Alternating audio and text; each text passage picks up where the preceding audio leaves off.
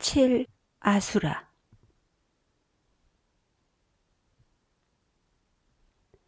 슈퍼에 물건을 사러 갔다 나온 것처럼 짧은 시간을 병원에 들어갔다 나오니 일은 간단히 끝나 있었다. 은택은 후 조치도 없이 병원을 나왔다. 무엇이 잘못된 것인지 밑에서 피가 줄줄 내리고 있었다. 은택은 아랫도리가 쏟아져 내릴 것 같은 생소한 고통을 느끼며 용현내에게 전화를 걸었다. 머무를 곳이 필요했다. 저편에서 냉랭한 말을 쏘아댔다. 남 부끄러우니까 여기로 올 생각은 아예 마라. 네 살림들을 싣고 여길 내려오면 사람들은 마당에 부려진 살림살이만 보고도 네가 남자와 살림을 차려서 살다가 온 것을 대번에 눈치챈다. 동네에 광고하고 싶으면 와라. 와서 내 얼굴에 먹칠을 해봐. 그리고 말이 나왔으니 말인데 넌 결혼하기도 못한 애가 아니냐? 결혼할 처지도 아닌 너를 남자가 임신시켜 주었으면 쫓아다녀서라도 결혼을 해야지. 남자가 뭐를 잘못했네, 남자가 어떤 사람이네 조잘돼가며 너는 남자를 고를 입장이 못 돼. 남자가 너를 버릴 정도면 네가 뭔가를 잘못했겠지. 난 네 일은 모른다.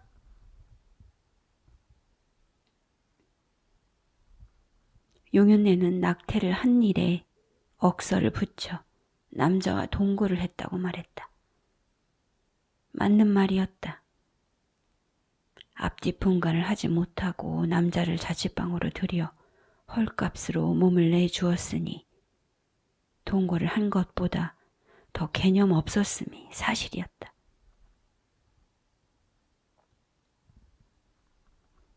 그러나 오죽했으면 남자가 너를 버렸겠느냐는 용현내의 말에 은택은 어째서 자신이 버림받았다는 생각을 하지 않은 것인지 의아했다. 남자로부터 버림을 받은 것이든 아니면 스스로 남자를 떠난 것이든 간에 어차피 이 일은 마무리되어야 했다. 얼마 되지 않는 셋방 보증금을 집주인이 빼주지 않아 은택이 부동산을 찾아갔다. 부동산에서는 복비가 얼마 나오지 않는 방을 접수받기가 싫은 것인지 주인과 상의해서 보증금을 받으라고 했다.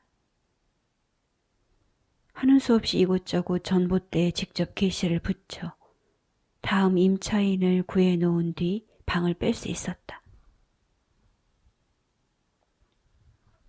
짐을 정리하는 데 얼마의 시간이 더 걸렸다. 남자로부터 그 사이 몇 번 전화가 왔다.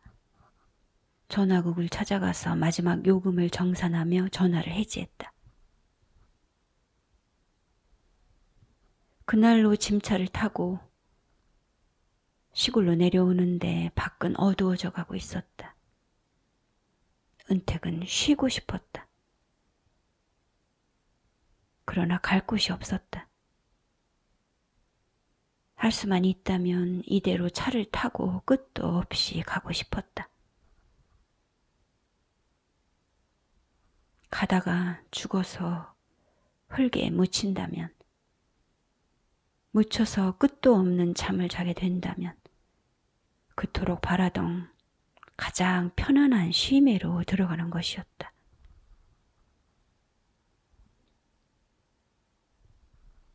도시로부터 멀어져가는 차창 밖은 촌락마다 불빛들이 총총히 박혀 있었다. 창밖으로 보이는 작은 마을들과 큰 마을들이 각각 작은 빛의 무리와 큰 빛의 무리가 되어 반딧불처럼 반짝였다. 점점이 모여있던 반딧불들이 검은 하늘을 자유로이 날아다녔다. 은택은 저토록 많은 반딧불들 가운데 하나로 살고 싶었다. 꼬리에 빛을 달고 무리 속으로 들어가 함께 날아다니고 싶었다. 논일던 반딧불들은 은택을 시골집 앞에 내려놓았다. 오지 말라는데 왜 왔느냐고 소리를 지르는 용연네를 향해 은택이 며칠만 있다가 가겠다고 사정을 했다. 네가 나한테 밥을 줬냐, 돈을 줬냐? 자식 노릇을 하지 않은 네가 무슨 이유로 내 집에 와 있겠다는 거야? 그러면 그 전에 한번 돈을 준 적이 있으니 그걸 생각해서라도 며칠만 있게 해주세요. 네가 나한테 돈을 준 적이 있다고? 네. 정신이 돌아도 한참 돌았구나. 난 돈을 받은 적이 없어. 어디다 대고 되먹지 않은 수작이야. 말도 안 되는 거짓을 만들어내어 찌그러기를 붓는 상대를 용연네는 용납할 수 없었다. 한마디도 지지 않고 말대꾸를 하는 행태 또한 고이 넘어가 줄 수 없었다. 무릎을 꿇고 바싹바싹 빌어도 집안에 들일까 말까인데 당당하게 나오는 것이 뇌꼴스러웠다. 그렇잖아도 용연네는 오늘 낮에 동네 사람으로부터 기분 상하는 말을 들었던 차였다. 부정적인 감정 속에서 종일토록 허우적거리다가 은택을 마주하자 용연네는 신경이 팽팽하게 올라왔다. 돈을 준 공치사를 하며 조금도 물러서지 않는 상대에게 기필코 본때를 보여줘야 했다. 용연네가 상대의 머리채를 잡으려고 퍼뜩 손을 뻗었다. 그러나 상대는 쉽사리 머리채를 내주지 않았다. 머리 가닥이라도 잡아보려고 다시 손을 뻗쳐 보았으나 뻣뻣이 저항하며 수락하지 않았다. 오기가 와락 발동한 용연네는 있는 힘을 다해 이리저리 팔을 뻗어댔다. 생급스러운 용연네의 악력에 마침내 은택의 머리채가 훔켜잡혔다. 졸지에 머리채를 내준 은택은 오랫동안 잊고 있었던 용연네에 대한 분노가 되살아났다. 그러자 은택도 얼떨결에 상대의 머리채를 맞잡았다. 부시에 머리채를 잡힌 용연네가 이글이글 타오르는 격분을 주체하지 못하겠는지 몸을 바르르 떨다가 이를 바드득 바드득 갈아댔다.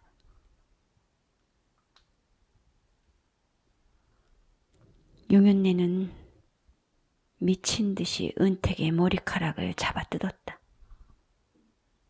어디서 그런 괴력이 나오는 것인지 머리끄덩이가 한없이 돌려졌다. 머리카락이 두두둑 소리를 내며 뭉텅이로 뽑혀 나왔다. 결탄코 너에게만은 지지 않겠다는 오기가 용연네의 가슴에 솟구쳐 올랐다. 태세를 다지기 위해 용연네가 상대의 머리채를 다시 고쳐 잡는 찰나였다.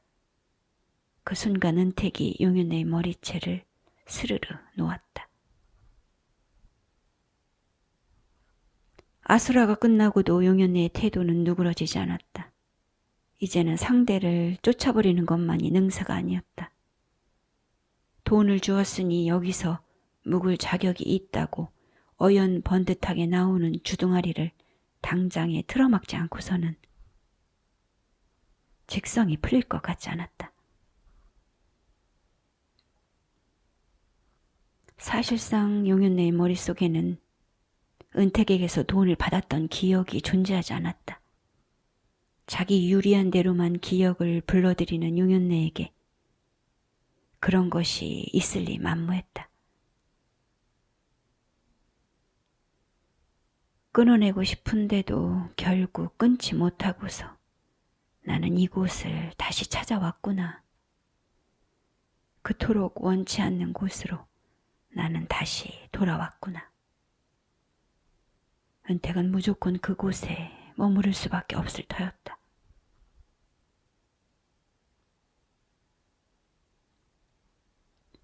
면전에서 얼씬거리는 은택이 용윤네는 거슬리기만 했다.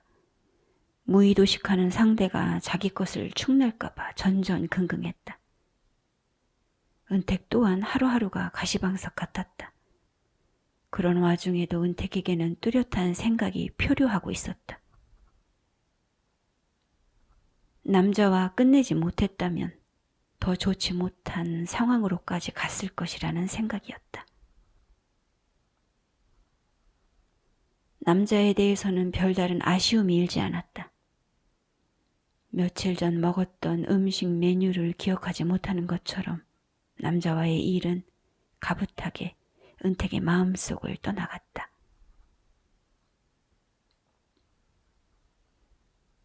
부모 형제나 아는 사람 하나 없이 고립되어 살며 쓸쓸했었고 빈핍했었다. 먹고 살기도 힘든데 학교까지 다니며 애를 쓰고 있었다. 겨울산을 올랐다가 엮어진 만남은 봄이 오기 전에 끝이 났다. 장난을 하려던 것이 아니었는데 만남은 짧게 비껴갔다. 지나보니 그것은 사랑이 아니었노라고 확신할 수 있었다. 은택은 자신의 과오를 뉘우치고 있었다. 남자와 투미한 짓거리를 벌이다가 그 어리석음을 알게 되었을 즈음 그만둔 것만 해도 다행이었다. 남자를 결혼할 사람으로 여겨 그의 손을 만지작거리며 좋아했던 자신의 모습에 은택은 모멸감이 올라왔다.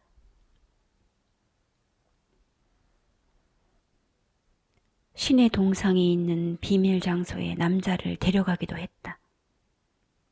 그곳에서 남자와 함께 펼쳐갈 미래를 위해 기도했었다.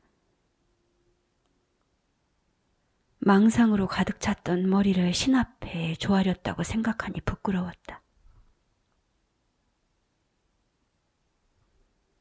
떠나려고 은택이 짐을 꾸릴 때 남자에게서 전화가 걸려왔다. 다시 보지 않을 것처럼 은택을 하대하던 남자가 수작을 부렸다.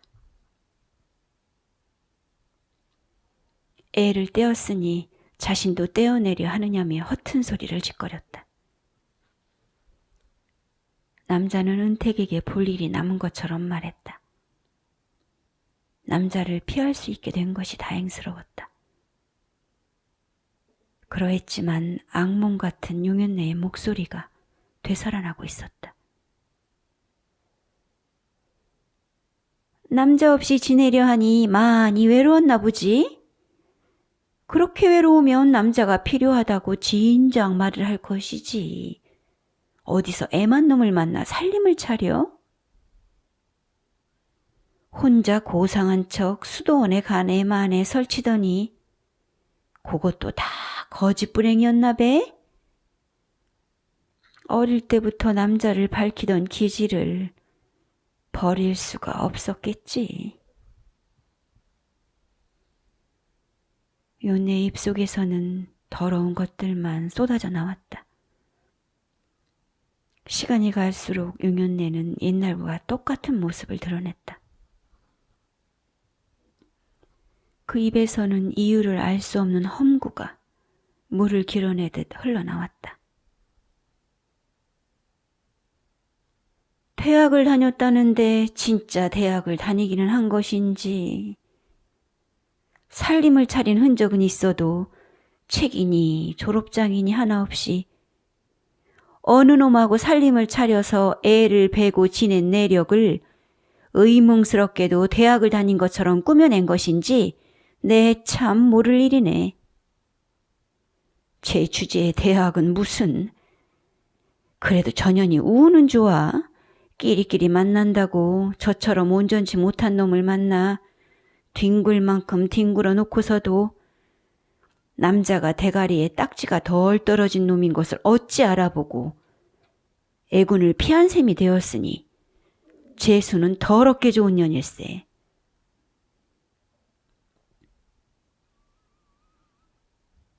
애까지 배웠으면 대충 눌러앉아 살 일이지. 애를 없애고 남자를 떠나온 은택이 안 입고기만 했다. 제 힘으로 살지 못하면 남자에게 의지해서라도 살 일이었다. 불운을 제 힘으로 떨어내 보겠다고 안간힘을 쓰는 꼬락서니가 눈꼴 시계만 보였다.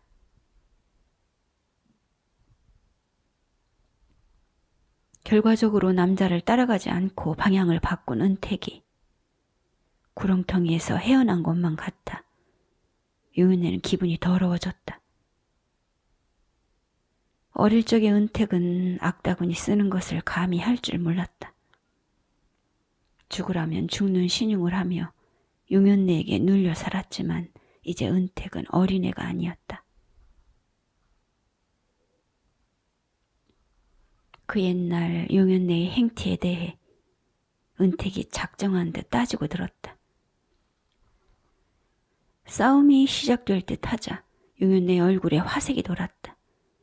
전부터 용윤네는 은택과 싸우는 것을 좋아했다.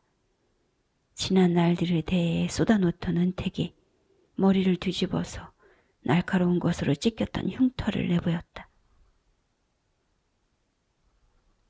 머리카락 속에 감춰졌던 흉터에는 머리털이 나지 않았다. 은택은 팔뚝에 난 상흔도 내보였다. 윗옷을 조금 걷어 올리자 배 위에도 칼자국이 있었다. 허리에는 괭이 날에 찍힌 자국이 뚜렷했다. 군데군데 살갗이 찢어졌던 자리가 눈에 들어왔다. 칼끝으로 배를 찌르며 부두둑 부두둑 이를 갈던 용윤네의 눈빛이 은택의 뇌리에서 떠난 적이 없었다.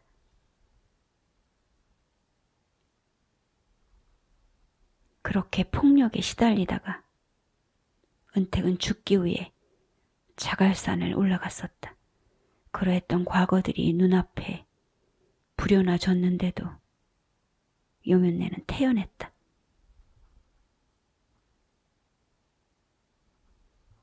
네가 돼지려고 했든 살려고 했든 난 그런 거 모른다. 내가 남편 없이 힘들게 살면서 그렇게라도 풀지 않았으면 벌써 미쳐나갔든지 했을 거다. 내가 그렇게라도 스트레스를 풀었으니 얼마나 다행이냐?